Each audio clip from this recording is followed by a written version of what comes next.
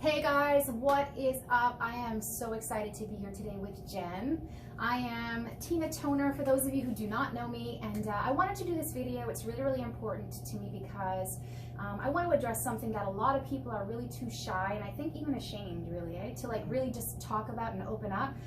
It is eating disorders, and specifically anorexia, bulimia. The reason I have Jen here that I'm talking with is because she is somebody who, really inspires me. She's been in the bodybuilding world for as long as I've known you. And Jen, I've known you for over 20 years, right? Right. It's been over 20 years that I've known Jennifer. And recently in a conversation at the gym, I was inspired to do this video just based on her personal story, which I'm gonna go into with you. And I'll actually let you start by introducing yourself. Well, as Tina said, I'm Jennifer Russo. I'm a long-time competitive bodybuilder. I started training when I was about 14 years old, and things just kind of took off from there. I was very insecure as a young girl. Always was the chubby one, and that's kind of what inspired me to start training at such a young age. I just felt insecure and uncomfortable in my skin, and so years later, competing one show after another, eventually led to eating disorders. Eventually got over it and moved on with my life and started focusing more on my career, and I'm now the proud owner of this store, Muscle Media, to make a long story short. In Brossard. In Brossard. Yeah, that's pretty much very basic. Okay, yeah. So I mean, I want to really go into a lot more detail, Jen, because I think like you kind of like gave a brief summary, and I wrote some questions down because I thought it would be really important just to not forget. And I'm asking on behalf of, I'm sure, a lot of people that are watching. And if I can be honest, I mean, I had a lot of eating issues myself in my early 20s. A lot of people would not know that about me unless I had the conversation like this. But I had my own insecurities and my own feelings about what I was supposed to look like, and I was trying all kinds of, fat burner pills and crash diets, and I mean, little starvation here or there, trying to reach a bikini goal. I mean, some crazy things, and I really want to get into that. So I wrote some questions, and oftentimes people are ashamed and embarrassed. They don't want to admit that they have an eating disorder.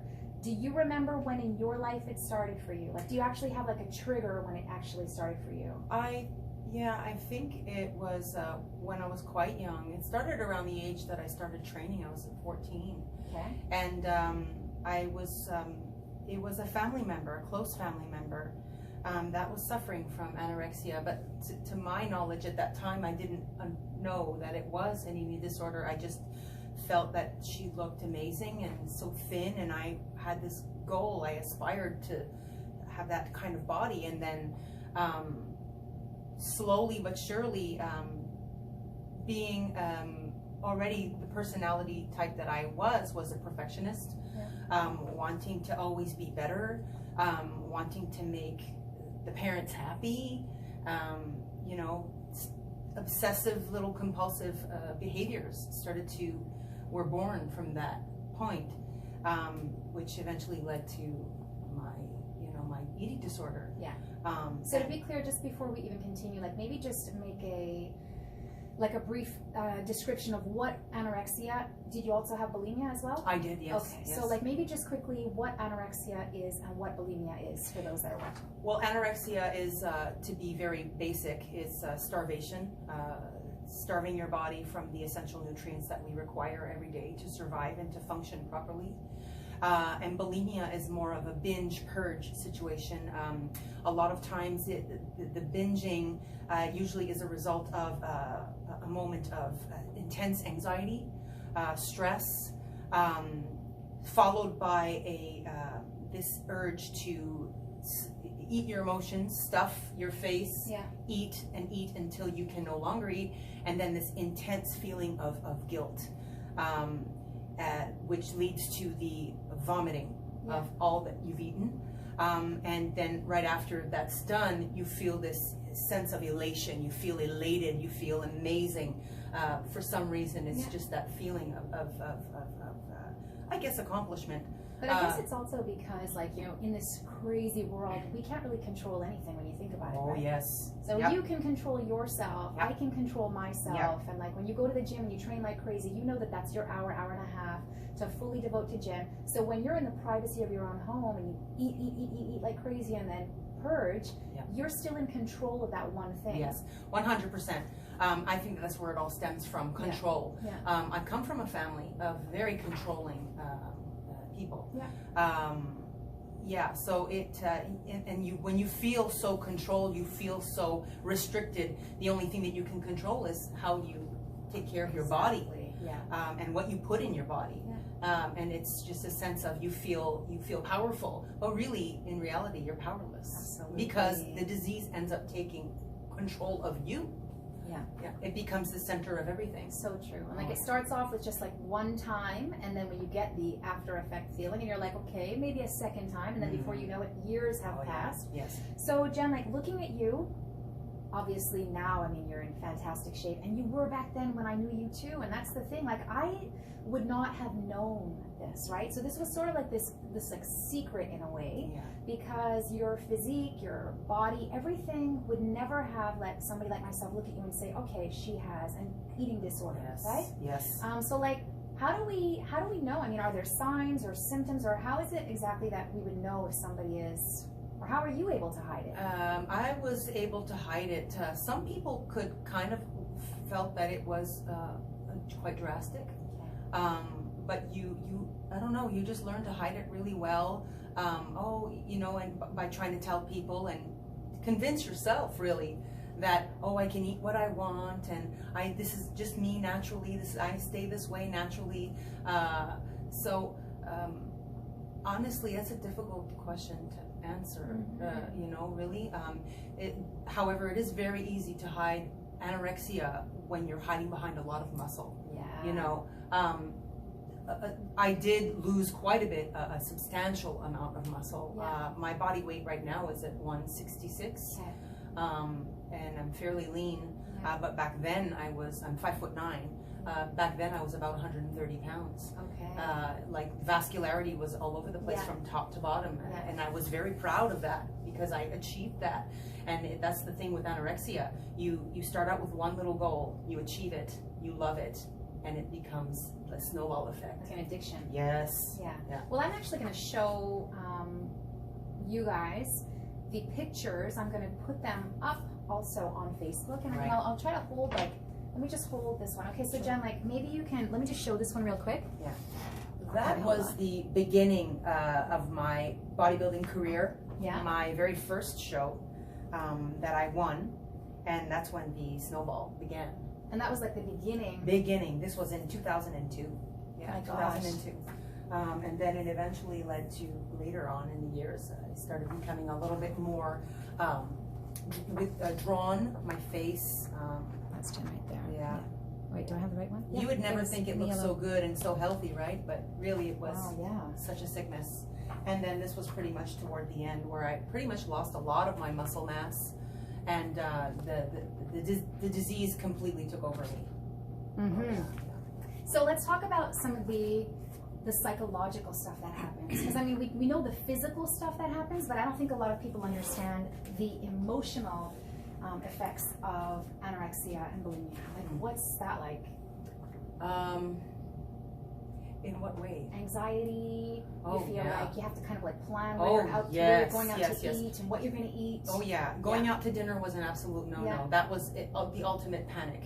That was when like the world is coming to an end. Because you know from the moment you wake up, from the time you go to bed at night, how your day is going to look, because your life is completely centered around this disease. For me, I knew what I was doing from the minute I got up in the morning, and I knew what my routine was going to be at the gym. I knew how I was going to eat and how long I could possibly wait to actually have a meal. And they were tiny little meals, and as often as I possibly can during my day, depending on where I was working, if I can get in as much exercise as possible in between time. So if you missed a meal, like that anxiety, I guess, would build up because you were really depending on that routine. If I missed a meal, I didn't really take it so bad because it was even Yeah. more of a Yeah, bonus yeah, toward yeah, my yeah, goal. yeah. Okay. But you're constantly starving. Mhm. It was more the obsession with exercise that. Yeah, because I used to see you at the gym a lot, and I went a lot, but you went a lot, Oh, a lot. oh, yeah. Yeah, Oh, you yeah. lived there practically. Pretty much. Yeah. Yeah. Okay. So when did you realize that you needed, I don't know if the word is help, but when did you realize, okay, this is an issue, this is something that I don't want to continue? I knew from day one Okay. that it was going to be a problem. Yeah. When did I realize I needed help, or that there was a problem that I needed to just fix? Yeah. My life outside the disease was a train wreck. Yeah. I was completely lost in myself and where I felt like I needed to go. Everything fell apart, you know, because when you're so centered on the disease, you cannot focus on anything else. Career path, work. And I think that at that point I realized that it was something I didn't want anymore. I needed to take control of my life instead of it controlling me. That's when I realized I needed the change, and I went and got help. Wow. For it. You. I did. That's great. Yeah, I did. Yeah. Was it like, so it was not, for those who are watching that might be experiencing something similar, or maybe you're at the beginning of where you think that this might be the road you want to take, when you finally decided that you wanted to go get help, it was not an immediate, I'm better now. It takes a while, right? The actual repair. Oh, listen, I will honestly say with wholeheartedly that the disease will stay with you for the rest of your life. It stays with you forever. You just learn with age and maturity and through evolving that how to manage it and how to be able to live your life and keep going, even though it's kind of like the devil. It keeps talking to you. It's still there. It never leaves you. So am I completely cured? Nope, because I still see the tendencies in me. Yeah. And it's just a question of, you know, like I said, learning to manage the disease as best you can. So what is it inside of you then that feels like you, when you have that moment or those, you know, those urges, what is it that kind of gets inside your mind that says, no, Jen, I'm not going back down that road? Like, what is it that you muster up inside of you to give you that strength? What do you tell yourself? I love food. Yeah, we all do. Yeah, I really love food. I am a foodie. Okay. I've always been a foodie. Yeah. My dream as a little girl was to be a baker. Yeah. Yeah, I remember it really that. was. I love to bake. But what is it that you mean that stops me from stops you. wanting to go there again? Yeah. How much my life has changed and turned around since I nipped the disease in the bud. Okay. You know? And you can get this, because you look fantastic, you can get this with healthy eating and exercise, right? And not have to necessarily take that step of starvation or binging and purging. Exactly. Okay. I've realized that over the years, especially through the help of therapy, through the help of a really fantastic coach that I have, Larry Vinette, he's fantastic, that you can absolutely maintain great muscle mass all the while still staying lean, having your hormones function properly as per usual normally. And that's one big thing that we really should talk about, the aftermath of the disease and what it did to me. You learn that, wow, this is really possible. You can have a decent body fat percentage, still feel great about yourself, and carry a good amount of muscle without having to go down that road of starving yourself. Yes, it does require discipline, like everything does in life. You know, you have goals, but you have to know when to cut it off. You have to know when, okay, this is my limit. I'm not going to go any further than this to maintain my sanity. Yeah, and definitely. You know, and to be able to live a normal life. So true. To be able to go out with friends, enjoy, have coffee, have a piece of cake. You know, when you feel like it. So we know though that it's not. I mean, and I'm guessing it's not really about the body specifically. It's more about the control aspect of it. 100%. And that's not easy to get rid of because sometimes that just transfers over to something else, Oh, right? 100%. Yeah, like you fix it in this area, but then you transfer Oh it over to yes, something and I'm else. guilty of that. I'm totally guilty of that. I'm an obsessive compulsive by nature. Okay. And for me to be able to maintain control in some form Yeah. is very important for me to survive. Yeah. But even then, you learn to kind of to manage that. And loosen the reins a little bit sometimes on certain things, Oh yeah, right? well, yes, exactly. Yeah. So like I said, the anorexia stays with you, no matter, forever. So I want to talk about what you just mentioned about the post, I guess the recovery, but then you're dealing with a lot of the after effects. So what's that all about? This is years after after trying to nip this disease in the bud. I ended up developing a thyroid issue, or so I thought. Thyroid issue, hair loss. And this, by the way, guys, is why Jen and I even started really talking about this, because when I approached her at the gym, I guess you might have seen a post that I did on Facebook or something, I'm not sure, but I was losing a tremendous amount of hair, and Jen really was very, very supportive because she started telling me about how she went through the same thing, and I mean, and all the other effects that you're having obviously is not the same that I had, but tell me more about that. Well, the effects were more hormonal based. Okay. I ended up with an overabundance of estrogen. Hair loss was unbelievable. Menstruations, forget it. They were non-existent for over a decade. Oh my gosh. Over a decade. Pregnancy was not possible because my hormones were all out of whack. I consulted so many specialists, spent so much money just trying to figure out what was going on. And I didn't realize that it was the impact and the aftermath of the disease of what it did to my body. Jeez. The hair loss was, this is why I wear a hat, you know, I mean, like I'm not gonna, you know, sugarcoat anything. Sure. Yeah, the hair loss was very devastating. And the hormonal impact it had, I still suffer from very low testosterone levels. Following a protocol from a wonderful doctor located in the United States. And I'm still trying to just get everything back on par. But the loss of the periods was something that, and mind you, when you're sick with the anorexia and you have no more periods, that to you is like you've achieved your goal. Right? Because it's all centered around fat, body fat, and hormones, and you know. So, but I didn't realize how badly it affected everything else later on. And I'm 42 now. Wow. So it's a long road back. So it's something to really think about when you want to, you know, cross over that line and enter this, you know. Well, I think the fact that you're sharing this, I mean, the fact that you're so open about it, and so many people, again, they're hidden away about it. And a lot of people don't even realize that it's actually a disease. They just think, well, every once in a while I don't eat, or I restrict my food, or there are a lot of unhealthy ways of eating, right? Even like calorie restriction, or like counting every single calorie. I mean, there was a point that I would be stepping on that scale, and if I was a pound off, it would like ruin my day. Oh yeah. That's a sickness, you know. It's like it's a perfect example. Just the other day, I stepped on the scale, and I was 2 pounds heavier. It ruined my day. I was so upset, not taking into consideration that it's that time of the month. Exactly. Water retention, stress, inflammation, of course. and all those things. But it ruined my day. Definitely. So, like I said, it still stays with you. And you're so self-aware, though. That's the thing. I mean, because I guess you grow to be so self-aware when you've endured everything that you endured.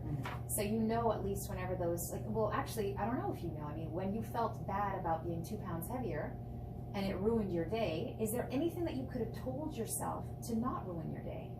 To just keep eating normally. Okay. And to just take into mind that, especially when it comes to women, we're all about hormones. Oh yeah, absolutely. We're all about hormones. Especially as we get into our like 40s as well. Oh right? yes, things change like dramatically when you reach a certain age. And that it's probably water retention, and to just give it a couple of days, and to try not to panic. But to not cut your food, that's a really tough thing, because there's like this fight, absolutely, you know, between the two in your mind all day long. But my logic usually tends to be the the victor. Yeah. So that's how I learn. You know, I mean, I have once a week cheat days where I allow myself to cheat. And the next day I'm always holding water. Yeah. And so I try to stay away from the scale because I know what the result is going to be, the side effect of having a cheat. And then I'll wait a couple of days and then I'll step back on the scale and everything is right back to normal. So I try to avoid certain situations that will trigger my anxiety. Exactly. Right. For sure. Something I think also that I want to address is like men in this. Like, I cannot tell you off the top of my head one man that I've ever known in my lifetime who has either openly or they're just not doing it. They do not have anorexia or bulimia, but that's not true because of course they do. It's just more hidden, I'm guessing. I think that it's when it comes to men, I think that it's something that they feel even a greater amount of shame because it's supposed to be, I think, more of a woman's disease. Right. But I do know somebody very close to me that has those tendencies. And I see a lot of him, of myself in him. Oh yeah. And I sometimes fear for him because he's young. Yeah. But he's also a bodybuilder. He's an aspiring bodybuilder, and it's you can definitely see. And I think that it's definitely more obvious coming from somebody who went through it. Yeah. I can smell it a mile away. I can smell it a mile away. And I don't like to open the topic with this person because I don't want it to, I guess, come back to me. I don't want, you know, there's a lot of denial that will ensue, I think. And I think that you just know when you can sniff it a mile away to not approach it, because I think that you know that they're not ready to address it. Yeah, absolutely. Yeah, so it's they'd be very defensive. Sure. So I try to kind of like. Well, you probably think back to when you were at that stage. Anybody that would have approached you in a certain way, you might have been defensive. Exactly, right? That age. Too. Yeah. Yeah. Oh, yeah. But 100%. I think maybe what could help, and I mean, I don't know, just a suggestion, like not in a "are you doing this" kind of way, but more in a when I was doing this kind of way. So it's like just listening. You're not pointing fingers or anything like that. It's just more sharing a story. I do, and I think that helps. It really all depends on your approach. Like I was having a conversation with this person, and I had noticed that a while back that he had no cheat days. Okay. And I put myself in these as an put myself as an example, and I said, I allow myself to cheat, and this person, he knows my history. Yeah. He knows me very well. Yeah. And I allow myself to cheat, and it's even better for my physique. You know, because you get better results when you allow yourself to. So true. Yeah. Hear that, people? Yes. It is a really, really good thing to allow yourself to cheat, because it's even more beneficial for your body and the results that you want within reason. Yeah, of course. Yeah, but cheating is important. It's important for not only the body, it's so good for the mind. So true. It has you have something to look forward to. It's kind of like dangling the carrot. Yeah. There's something to look forward to. Yeah. Very important to have a cheat day, I think. Yeah. Now you are still in bodybuilding, Jen? Yes, I am. And that's where it's a little bit tricky, because I do want to compete again one more time before I hang up my suit. Yeah. But I'm going to go about it with more intelligence, and I have the right people behind me that support me and that are guiding me toward making the best decisions. Absolutely. Yes. And I feel that I'm more emotionally and psychologically prepared for the possibility of my having a relapse. And I think also standing up on the stage, win or lose, myself personally, I'm thinking that I would feel more proud if I knew I went about it the healthiest way, regardless of the outcome, versus winning, but then I've kind of adopted those old things that were just not good for me, right? So it's like if you do it 100%, but just the healthiest possible way, and then you can stand up there and feel so good. If that's how you kind of end off your career, if you want to call it that, then I mean that's like a huge success. I agree 100%, and I think that I've reached a turning point when I know that if I do compete again and I do step on that stage, that I'm out there to have fun. and that it's more about enjoying it and having fun, and reaching a goal that I was able to achieve. Not about winning. You know, because I truly believe that. It sounds like a cliche that you're already a winner. It's true. By the time you get on stage. Well, the last time you were on stage was when?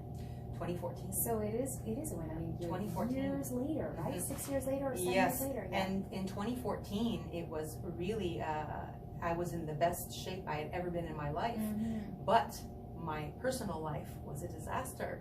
And so I carried that with me on stage, and I came in dead last. You know, so it really is. That is so interesting. It's also, I guess, the energy and everything that you're leading with, right? 100%. Yeah, so true. Jen, I love this interview. Me too. Thank you so much. Thank you so much. I've been wanting to talk about these diseases for the longest time. And I really wanted to shed some light on it. And that there's no shame in it. And exactly. That there is people out there that like have lived with it and that are there. To support. And guys, I just want to share something. It might sound a little bit corny, but I think there's no better time than in this era with social media and the constant comparisons, right? Like, we kind of grew up where that did not exist. So we were only kind of comparing ourselves to maybe our former self or who we thought we could be or the person that was training in the gym. But now it's like it's a whole different level, and people are just, you know, it's like constant pressure to look a certain way and be a certain way.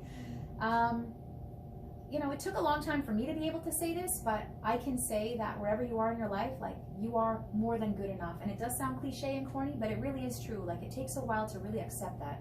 You really are good enough, just as you are, and everything else is like a bonus. Right? Do you have any advice, Jen, to finish off for any young people or old people or anybody at all that have eating disorders? Maybe they're silent about it or they're open about it. Just something that you can leave them with. Well, the thing that I can think of off the top of my head is that you're not alone, and that there are people that can help, even if they're not professional. Somebody that you can just turn to and talk to. You're not alone, and it's such a lonely disease because you feel so misunderstood, because a lot of time your thinking is distorted.